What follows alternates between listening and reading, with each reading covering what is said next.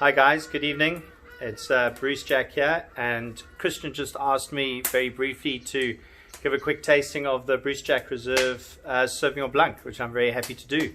So I'm just got a little bit of a thigh, going to be putting on some tuna a little bit later from my great friend Gas Fernandes, a company called Pescaluna, Pescluna. Go online, have a look. They deliver in Cape Town an absolutely delicious fresh fish. He's got his own boats out of Hart Bay. Very important to support these guys during this tough time, and it's very good for you, of course. Okay, so Sauvignon Blanc. Wow, some people don't like it. A lot of winemakers don't like it, weirdly.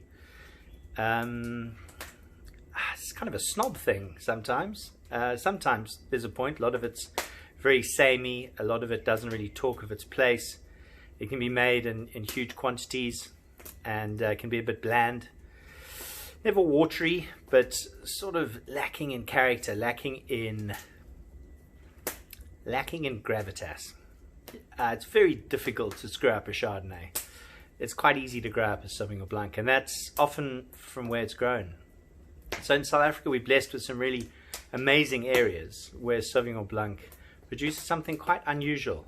Our Sauvignon Blancs in South Africa can be quite delicious when young, but have this incredible tenacity to age in such a way that they kind of defy logic of wine. They almost act like a beautiful Chenin or even a Riesling in the way that they develop in the bottle, and it can be quite beautiful.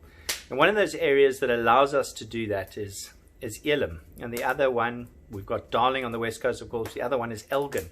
So this is a blend of two areas around my farm, which produce exceptional Sauvignon Blanc.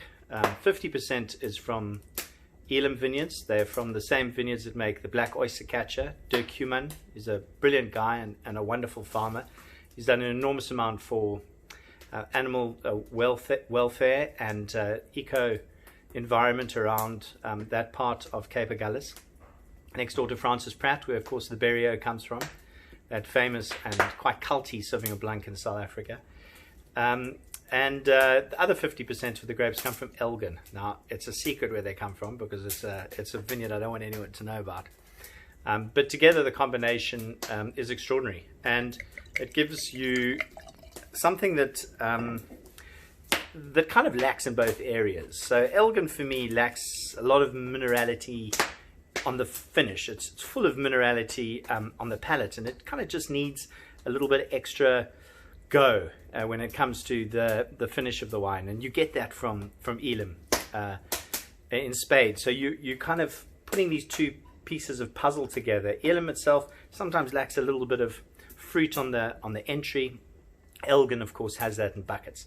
So if you can kind of get the blend right, and this just happened to work out at 50-50, I was as surprised as anybody. I always expected to never be like this. I think it's probably the first wine I've ever blended that's worked out this well on a 50-50 blend. So it's got that wonderful Elim and Elgin combination. Nose is beautiful green apple, and there's some wonderful fig.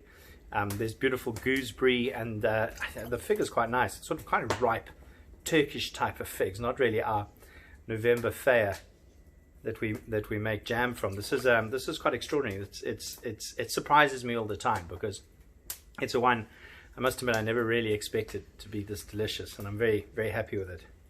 And I'm glad that Christian is going to talk about it. Oh wow! Kind of makes me feel a lot happier about the situation after being able to taste something as good as that.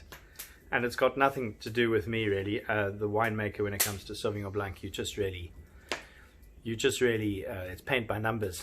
It's all about the vineyard, and if you can get the right colors from those right vineyards, then you're able to produce something that's exciting. And proof that I think South Africa is able to make absolutely wonderful Sauvignon Blanc. Enjoy. And I think pretty good value at $100. Thank you.